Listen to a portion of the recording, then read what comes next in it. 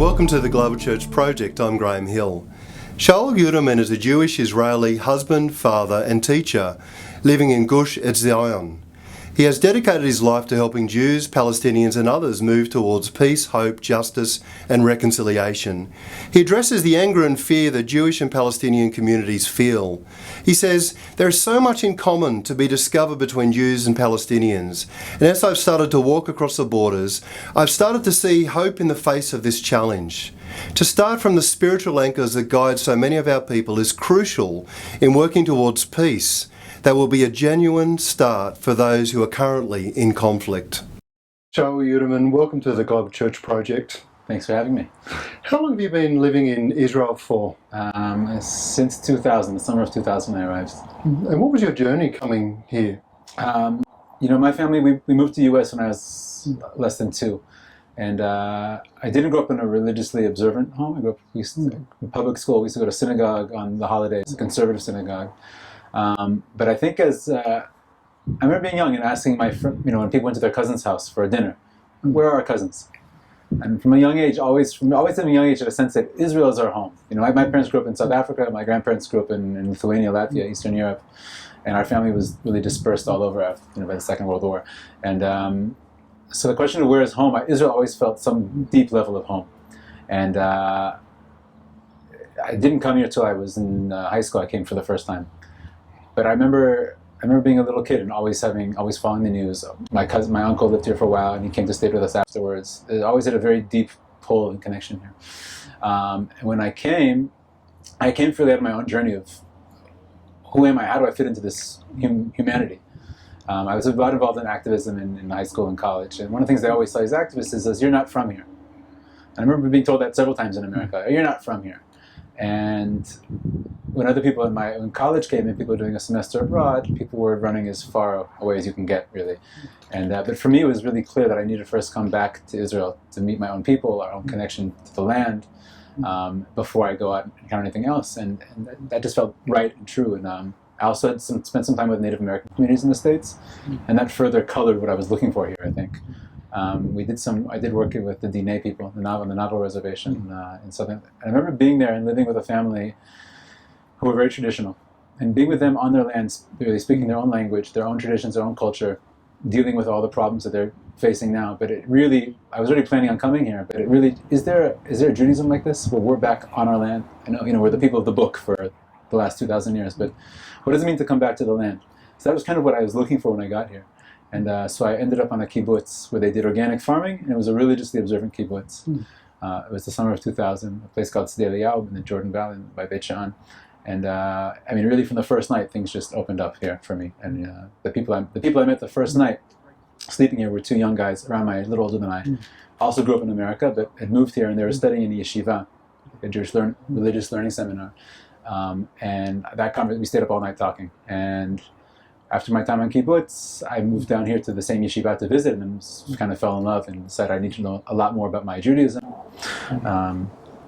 That same time was right when the second Intifada started. That whole period, I think I got here about 2 months before, that Rosh Hashanah, Jewish New Year's, when it all broke loose. So living here from 2000 to 2005 in this part of the country was a very intense time. The violence was very. You can't escape it. There's no pretending. And feeling it and getting shot at and being at funerals and constantly in that state of on guard. And that very much embedded me, I think, in the modern Israeli, the conflict and the experience and what it means to be a part of the Jewish people on a spiritual side, but also on the political conflict, that what it means to be struggling for survival still. And I've heard you say before when you've been talking about your environmental work that people who live on this land are connected by the land. And how would you describe that connection and the way in which it connects people together? It's across the divides in a sense of, but between Israeli and Palestinian, largely not. In fact, there's a few shiny examples we can point at. When the peace treaty was signed between Israel and Jordan, all of a sudden we see there's a couple of very neat cooperation, the kind of environmental things dealing with, because obviously, fruit flies don't care about international borders, and there was a big problem with fruit flies, and there was actually a great project cooperation between Israel and Jordan. Between Israel and Palestine, just 2 weeks ago, finally, the 2 water boards, the committees in charge of the water, agreed to talk to each other again. And on a deep level, the land suffers because of the conflict. Obviously, in terms of what it means military and violence, but also means in terms of priorities. It's hard to talk to people about environmental issues when they're worried about being attacked. That a Scud missile or a Qassam rocket falling is a much dire sense of struggle, and it's definitely a challenge in Israeli study. I can tell you a little bit, something I love to teach though. I think one of the most powerful commandments in the Bible that talks about environmental connection is that it shows up in a very odd story, the way that God showed to reveal it to us. It says that it will be when you will lay siege on an opposing city, and you're laying siege and you want to build a ram to attack them, don't chop down the fruit trees. For the trees that don't give fruit, you'll choose and in Judaism, the way our tradition understands that commandment, it comes up that basically that everything created in this world has a purpose, has something that it's destined to do. And the fruit tree can provide life. So why in a time of war, you have to make, even within the time of war, you have to make that distinction. And I think it's a very prescient way to tell that story. Basically, we understand that you can't waste even anything. To waste anything that has a purpose in sustaining life, to see go to waste is to transgress that commandment. But God taught us through the lesson of war, that even in war, don't forget what it's all about, that it's to live with. But most of the time, war, in elections here, people are caring about security issues, not environmental issues. And you're involved in a group called Roots. Can you tell us something about that? What are the activities and what's the aim of that group? Sure. So Roots grows from people whose connection to this land and belief in their connection to the land, I'd say allowed us to get unblinded by our connection to our books or our other identities. And I had a rabbi named Rabbi Menachem Froman who passed away 3 years ago, but for me he was a real guiding light at what it means to go from being people of the book to people of the land. And if we're honest with our connection to the land, both people see that there's another people living on this land. This land carries not just the name and story of our Jewish people, but also of Islam, of Christianity. All are deep parts of this land. Living here in Judaism area, the West Bank, and these communities, which is very much the front lines of the conflict, waiting for our politicians or leaders to lead us to peace, and it's just not happening. At the same time, life here goes on, and the conflict's close, and it takes us to places. And I think living here kind of said, I can't ignore it. And I think Rabbi Foon for a long time talked about how do we make our people's truth in this land and other people's truths, and the other truths in this land come together. And that led him to do all kinds of meeting with Palestinian leadership, religious Muslim leadership, Christian leadership, and engaging the questions. That for me opened a gateway to this kind of work. I think a lot of the peace camp is very not attached to their national identities. A lot of people's vision, how do we make peace? If you just calm down with your national and religious conviction, then we could all live together as humans. I'm not a human. I'm a Jew. I'm a father. I'm a husband. I'm a member of my people, and the Palestinian is a Palestinian as well. So how do you engage? So that the name of the project, Roots, came from kind of a sense of let's try to get to the roots of this conflict, in terms of the communities in the depths of it, the refugees, settlers, those front lines, and also try to engage in a way that maybe why didn't Oslo look at what Oslo didn't manage to bring, how it got upended, and go back there and work from there. What do you think the roots of the conflict are? On a core level, I think many of us are living still in a very deep existential struggle, and the conflict's stuck there. I don't say what the roots are, but that we're stuck in most, I think, Israelis and Palestinians still feel it's either us or them. Because now, especially 20 years after the Oslo peace process started, both sides live with the conviction that we tried peace. We gave up 78% of Palestine. We gave up the heart of our heritage in Judaism, the West Bank. We're willing to give it up, and what did we get? So that leaves both people very stuck in that sense. It's either us or them still. And I think recognition on a deep level. When Palestinians talk about occupation, many Israelis understand it as saying, you think we have no place here. You think we're colonialists, Zionists who came and took your land and have no... we're the Jewish people. And we've come back. And even the Quran talks about that. And I think many Palestinians still don't feel safe or trust that Israel will ever accede to recognizing them. And even we talk about the 67 borders, but what about recognizing Palestinian life that was here before and what happened there? So I think both peoples feel deeply both not recognized, and the core of the conflict now is the lack of trust. The trust, I think, I don't trust the Palestinian political entity that will come in the two-state solution that will live in peace with us. And I don't think Palestinians, a lot I hear, don't trust that Israel will ever actually recognize our national rights here. How does fear play into it as well? Fear is a very deep part of it. Maybe, I think on both sides, on the Israeli side for sure. I remember on Independence Day last year, they always do polls about where people are thinking, holding, and a poll came out that said 68% of Israelis felt fear on a daily basis of someone they loved being attacked or wounded or killed. 68%. It doesn't. It's in all. It also. It doesn't matter left wing, right wing. There's a level of fear that's out there, and the constant violence and reawakening of the traumas. In that way, the terrorist campaign, how suicide bombs in downtown and cafes. If the goal of those attacks were to uproot the peace process, to defeat the peace process, is very effective.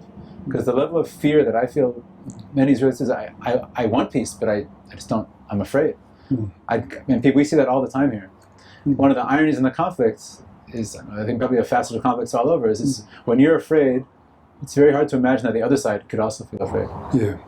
I remember we gave a speech at a Palestinian high school, and in the speech we talked about Jewish fear. I think I said, and both my Palestinian partners said, at the end of the speech, a young Palestinian woman, 16 years old, raised her hand. She said, "Excuse me, you said the Israelis are afraid from what?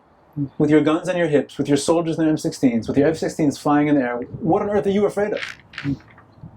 And vice versa on the Israeli side. I think for us to understand what Palestinian fear means, for us a soldier is a symbol of protection. But it's hard to imagine that, and it's protecting us from people who want to kill us. But if you're a Palestinian, that soldier is not a first place of protection. And even when they're doing security routines, and security routine, I'm checking your ID, but I have to stick my gun at you because I don't know. And that fear comes to play on the micro level in the encounter of us driving to work, or Palestinians going to school. That encounter being stopped and checked for IDs, and it comes bigger on the greater level, on the political question of what the separation wall, the permit system that now runs our lives. How do you think people can begin to somehow live into their own pain and experiences while paying attention to or hearing the experiences of others? I think the only magic cure for that is some level of face-to-face encounter, of hearing it. And it's, I can read 100 Palestinian websites about Palestinian suffering. They went in and went out. But when I sit down and meet somebody, I'm spitting face-to-face, and they're telling me what it means to, their daily life, and what it means to go through the checkpoint for them. It's something different. It's something very different. It's very hard to deny that person's experience. And I think one of the legacies now of Oslo has been, which was, good fences make good neighbors, is that both societies have lived so separate from each other now the last 20, 30 years, and it's been a rough 20, 30 years, that we speak a lot here to youngsters, to Palestinian youth, to Israeli youth. The 18, 22-year-olds, 99% of them have never met someone on the other side. And they've never seen them except for that image of the soldier or a terrorism or a murderer, that's what our media feeds us, and there's not much to counter that anymore. So I think that face-to-face encounter goes a long way. So it's about seeing the humanity in the other. Yeah, it's about I think we're very on the extremes, we're very dehumanized to each other. What role do you think that religion plays in all of this? We've our Talmud says that the Torah, the Bible, it's like a drug of life or a drug of death. It can play either way, and there's no such thing as it's very hard to find a real pure religionist. Religion and politics are constantly interplaying, and they play a deep role in founding our identity. They get mixed and used in the conflict a lot. Some people say it's a religious conflict. Some people claim it's a religious conflict because they don't want to look at the political dimensions of it, and vice versa. A lot it's political conflict and not be open to seeing there's also deep religious elements in it. I think both on both sides on Judaism. Judaism is as much or even more a people than a religion. So I hear a lot of times from Palestinians or Muslims that we respect the Jewish religion, but there's no such thing as a Jewish people. You're a religion, not a people. And that's a deep misunderstanding of who we are as Israelis. And I think that very much plays into even how Palestinians approach Israelis, or how approach winning their conflict, if it's violent or non-violent, but that deep core misunderstanding of who we are. And there's also tremendous untapped resources in religion. Tremendous ways of going about understanding this, or bringing a resolve to this conflict that aren't used. How do you think religious leaders can be more part of the solution when it comes to helping people embrace reconciliation and peacemaking? I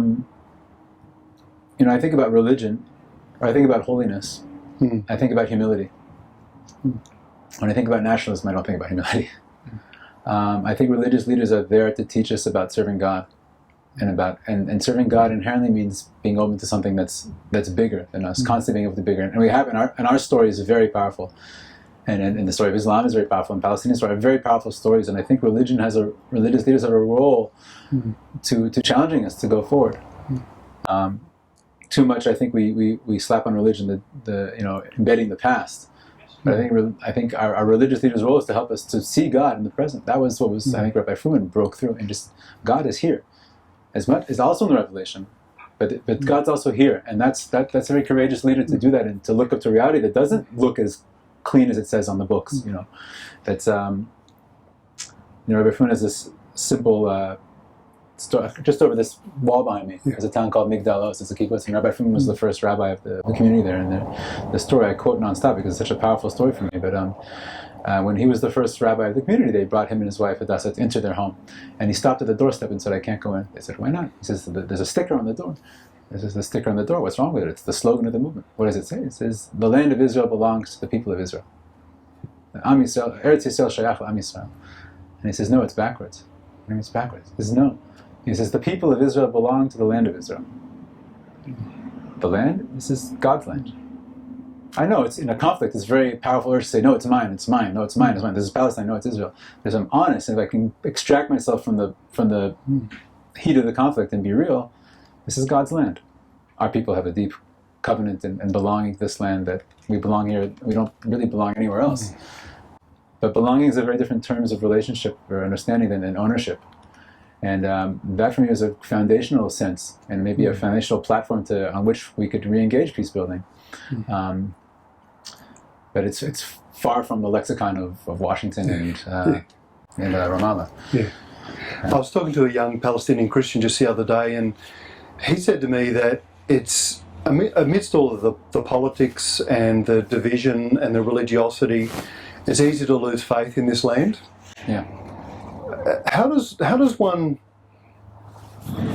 continue to embrace and cultivate faith amidst all of this? I mean, this is a land of faith. You say, "Shchon eretz urei emunah," dwell in the land and shepherd faith, right? That's talking about this land. But it's not easy. Rabbi Fruman used to also quote, Shalom, or Salam, is a name in Judaism. It's a holy name of God. It's actually a name of God. I'm not allowed to say it when I'm naked or something. And to keep faith and peace in this time, it's like believing in God. But I think, it's about something. It's about a conviction of what's right to do, what could be done, about being connected to God, being connected to possibility. God's not a banner that says this is what it is. God's a banner that says, like, let's create, let's go, where can we go? What's possible? And God's possible. Nothing's not possible for God. Maybe a definite pitiful definition of God there, but staying open to that. And I mean, I got a lot of inspiration for that and guidance in that from Rabbi Fruman. Things don't always work. That's fine. The Bible's full of stories of things that didn't work. Things take time. Things don't happen in a 4-year presidential term, or maybe even in a lifetime. But that doesn't mean there's not things that are worth working for, fighting for, struggling for. And I think the main thing that keeps hope is partnership. I wouldn't be here if I hadn't met Palestinian partners who are doing very powerful work and also challenging, stepping out of the fold of their status quo or ways they're trained, raised to think. And a lot of people here, I think that's what keeps this project going, is the level of trust that's built here by people actually making partnership. I don't think a left-wing movement can arise in Israel again and say, "Oh, we have to trust them." No, we have to build that trust and live that trust, and that joint Israeli-Palestinian partnerships, I think, will be able to bring a lasting peace here. The context that we're in now, where it's still of negotiations, us against them, whatever we lose, they take. I'm not sure that shows that we're really at peace yet. So that means we have a lot of other work to do. And instead of talking about what's the partition plan or that, we should be focusing on what are the steps we need to do within society to make those changes. How do we restore confidence? How do we rebuild trust? And there, I think there's a lot that could be done, even without knowing.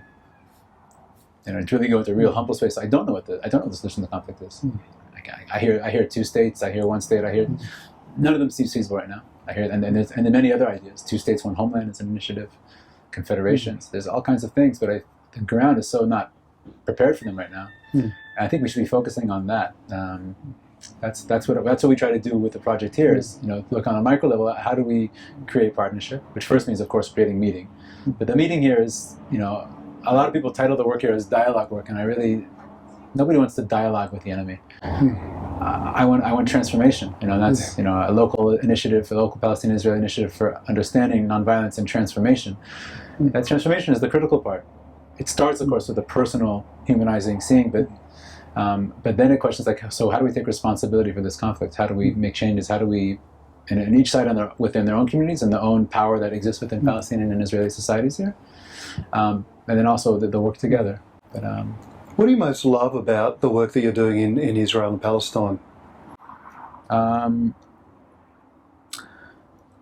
One of the things is the chance to meet a lot of different people, to speak and chat, and present something, and try to figure out a way to present something that's very challenging, and then be surprised by the amount of the most surprising people, the most extreme people, the most, that come and actually end up.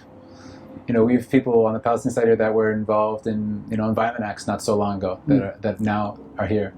We on the Israeli side have people that had no space for hearing the Palestinian narrative that are now here and making things happen and believing in it.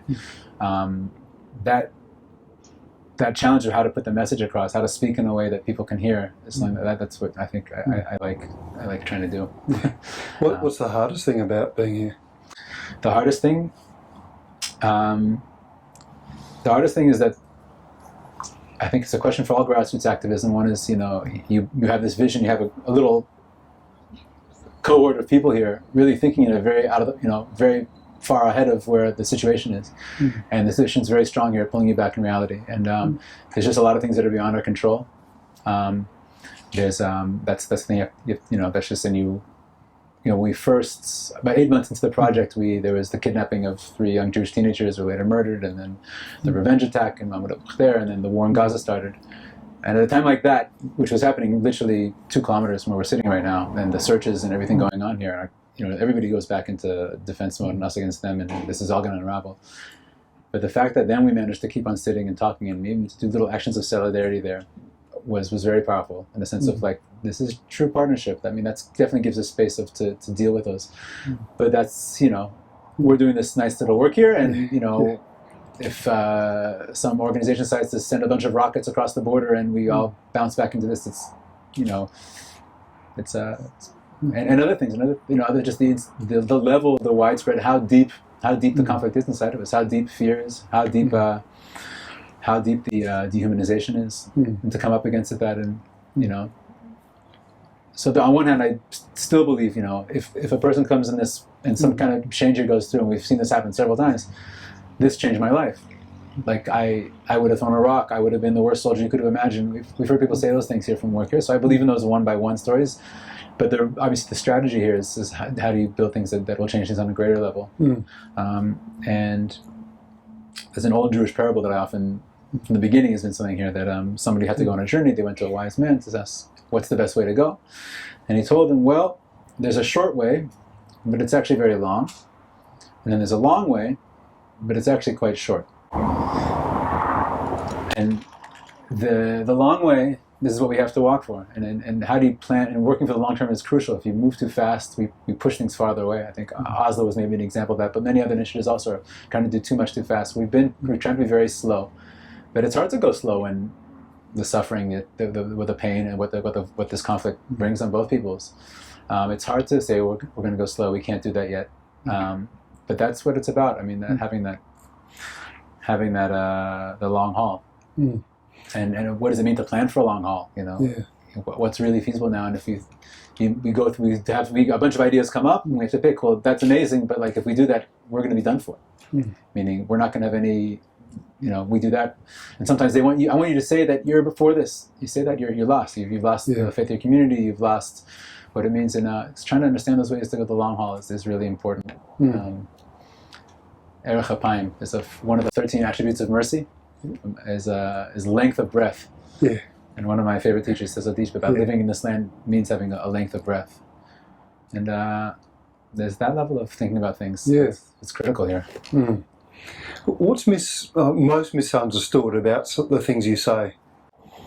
One thing I maybe alluded to is about dialogue or action. Right? Oh yeah, I think dialogue is critical in it for people's getting to see the other side. But all the studies show dialogue groups don't end conflicts. And I think a lot of Palestinians and Israelis are tired of going to. We're going to hear. They're going to talk about their religion. We'll talk about our religion. How do we translate? How do we build something out that finding that way? That is not just normalizing the status quo. Like things are horrible, but we can still talk, so it's okay. No. But I don't think we can find the action to the partnerships that can actually move things in a real way without that real engagement to see each other. That's one thing. Repeat the question. Other things that are most misunderstood. Yeah, sometimes when you hear people repeat back to you things you've said, or you hear people say things about what you stand for, there are occasions where you think, actually, that's not what I said, or that's not what I stand for. Right. I definitely understand. One of the things that's developed here is a very deep level of recognition between the two stories, the two truths. I say, I have my truth, and it's my truth, and I still believe my truth is true, but I recognize there's another truth. I recognize this land is also called Palestine. For me, it's Israel, and it's always going to be Israel. But I recognize this land also carries the land of Palestine for other people, and that's part of God's revelation here. But I think oftentimes when I say that, one of the kind of like cute things I can say is that until Israelis can say this land from the river to the sea is Palestine, and Palestinians can say from the sea to the river this land is Israel, also, but after both of us. It's hard to imagine that we'll really have peace, because we're still stuck in this really is ours and you're not. This is not yours. You're not from here. You have no right here. A lot of people hear that and they say, "Oh, you mean a one-state solution?"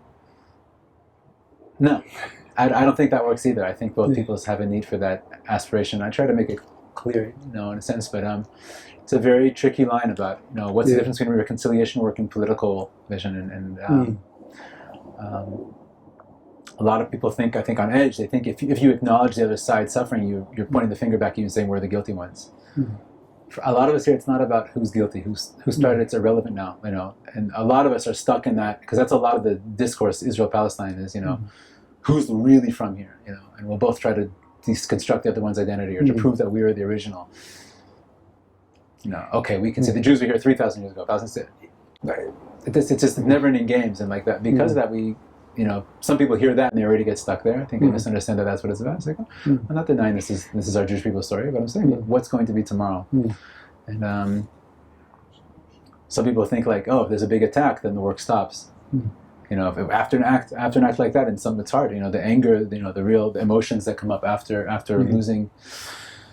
Just like 2 weeks ago, there's an attack where Palestinian ran a car into 4 soldiers, 4 kids in training. And I understand the media reports it as soldiers. For me, I don't.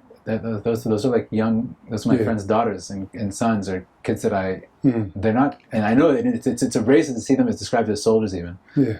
But of course, for somebody else, they're soldiers. They're soldiers in an occupying army, for a Palestinian. And it's hard to understand it's hard for people to get how deep the divide is here. How deeply opposed and disconnected the two narratives are from each other. How embedded the conflict really is. There's no sign the paper and things are going to be better the next day here. I don't think. Not that we need to sign the paper, but. What is your dream and hope for this land and for the people of this land? My dream and hope for this land is that this land can host peoples who are living good lives, whose lives don't feel threatened, who can strive, who can dream again. Maybe can be a model of what it means for humans to resolve conflict, to be a place that really is a place where God's presence is, and really God's presence felt. Our Jewish dream here is of a temple, a house of prayer in Jerusalem. That'll be a house of prayer for all nations. I think that'll be an excellent, incredible sign of this conflict being resolved, and without getting bogged down on the architectural design of what that building is. But that this place could be again a place where we could show, where we, Palestinians and Israelis, Muslims and Jews and Christians here, can show the world what it means to have, and maybe even have, in the end of the day, this is really down the road, but have faith lead. I think the nation states, right? In the world today, there's 2/3 of the world's nations don't have states. A lot of the conflicts in the world are on that axis. Many nations without states struggling over power in those states, and here we have a very national conflict here. And can we, Israelis and Palestinians, create some kind of new understanding of how we humans manage our national affairs?